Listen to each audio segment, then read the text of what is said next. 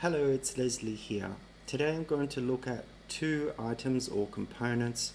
That's the Truvativ Descendant Carbon Riser handlebar and the Truvativ Descendant seat post. I'll talk about the handlebar first because I don't have as much to say about it. So it appears to be very well made, apart from one little mistake I saw at the end here where it looks like they haven't cleaned the mold out super well, and there's this little bit of carbon there. But I think the grips and all the gears, levers and brake levers are going to cover that, so I don't really care too much about that. I looked in the ends and it looks all fine. The weight of this bar is 197, I think, 197 grams. It's got this nice grip surface, which measures about 90 millimeters across the top, so it's all good. I mainly got this bar because I thought I'm only going to do some downhill for a couple of days on the weekend, maybe only a couple of times a year, and I thought, well, if I'm doing it the whole day, I don't want to stop through getting like numb hands or anything like that, or arm pump. So I thought I might as well just get a carbon bar and go a bit wider. Wider at the same time, I was going to say. This is 760 millimeters wide. There's another this is called the B1 version, I believe. The A1 version is 750, so there's actually two models, I think. The older one being 750, and that is said to weigh 220 grams, so I don't know if this one's a bit lighter or not. And this 20 millimeters rise, I don't like it to rise too much. Tried that before, I didn't like it. And there's an 800 millimeter wide bar, which has a bit more rise, 25 millimeters. So I went with this one, 760 and 20 millimeters of rise. It's also got markings on the front to show you where to mount the handlebars in the middle. You know, I remember when handlebars never used to come with that, and you had to eyeball it a little bit or measure it. So that's nice. The only thing I can say I really don't like about it is that this is not actually the handlebar that I ordered. I ordered one with white writing here, and on all of the handlebars, all of the carbon handlebars, and I think even the alloy ones on the Truvativ SRAM webpage are all white. And so I was a little bit surprised. I should have known, because I ordered it from Bike In, and it said black/black, and I'd seen these new models with the black writing here. It also has a black writing there, which is like a glossy finish to it. Anyway, so it came, and I was a little bit surprised. As I said, it's a little bit frustrating, I suppose, when something's pictured one way and then you get something else. And I mean, I probably would have just bought this even if I knew it was black, but it's just a bit of a surprise when you get something and it's supposed to be a certain way and then it's not. But I have decided I will live with it. It may actually look better because it won't have the writing on it, and it may actually blend into the bike better. So, yeah. The same thing, though, happened with the seat post. This is not the seat post I ordered.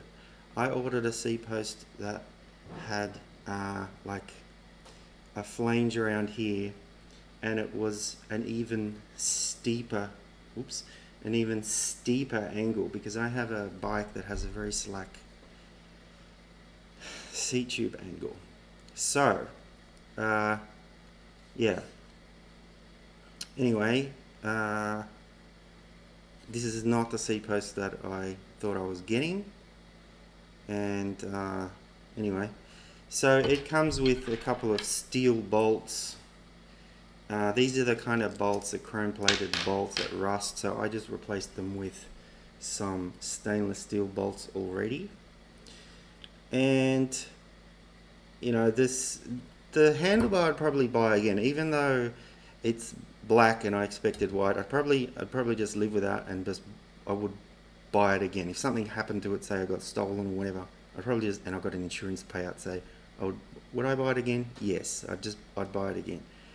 The seat post, on the other hand, I probably wouldn't buy this again. It's a little bit, how should I say, rough around the edges. It's got this sort of brushed look to it. Let's see if that focuses. Let's try and get that to focus. So it looks rougher at this end, at the head end. Anyway, the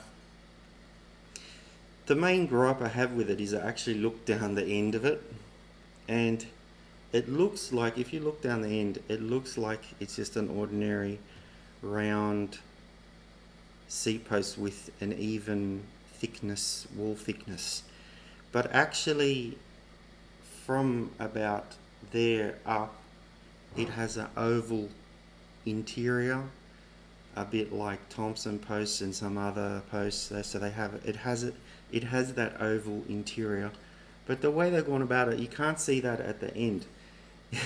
They've actually made it oval inside and then drilled up this far, drilled into it so that it's round. I'll show you what I'm talking about. Let's look down the inside of the handlebar. So it's got this, you see that? At first I thought it was a shim, but it's got this, it's very hard to do because this is all backwards. So my point is, if it's going to break, it'd probably break there. So whatever you do, don't clamp it lower than that mark, because it'll probably just shear right off. So anyway, I wasn't able to find another seat post with a very steep angle. As you can see, that's a pretty wild angle. But I wanted the model that's pictured on the SRAM Truvativ website with an even steeper angle. That's what I ordered. And I ordered this from Amazon, and I think I got a discount, which I don't even think they refunded me that after waiting. They were supposed to refund $20 because it wasn't what I ordered. I don't think they even went ahead and did it anyway. But it's not what I ordered. Also, there's a weird thing. You know, the word descendant is only written on one side, and then it's got the black glossy writing. You know, I'll probably just put up with it, but as I say, it's a little bit rough, and yeah, it's not the one that I ordered. I wanted one with an extreme seat angle. So it's not really, I don't like that when you see something pictured and then you don't get what you want. So one last thing, I'll quickly weigh it and I'll see what it weighs with the new bolts. It weighs close enough to 222 grams more with the old bolts, so it'll be 222. So I wouldn't buy this again. What I would probably do is go onto a forum and ask what seat posts are available for very slack seat tube angles, and I'll go and buy that. Also, the other one had this thicker mast up here. This one kind of gets thinner. It's thinner there, then it's slightly thicker there, and then it goes even thicker up there. So it's kind of got three thicknesses. It's a little bit of a strange seat post, but I really don't like the way they've drilled that out afterwards. I think it's a bit cheap. There's like a chamfer on the edge. It's a sharp edge. It's a stress concentrator, you know. If it's going to break, that's where it'll probably break. And I wonder whether they've done it to, I don't think they've done it just to lighten the end here. You know, I don't think they've done it to lighten the end. I think they've done it because the Thompson seat post is patented, and it says it preferably has an oval interior, so it might be a patent issue where they've tried to hide the fact that it's actually oval on the inside. I don't know. Anyway, so that's my look at that seat post and handlebar. I'm going to put up with it for now and just mount it to my bike, but I'll be looking for another seat post probably. Yeah, just because I don't like the way they've then drilled up into it. Why would you do that? Why wouldn't you just have the oval showing at the bottom to show everyone it's oval, which is better. Anyway, so that's that. Thanks for watching. Bye.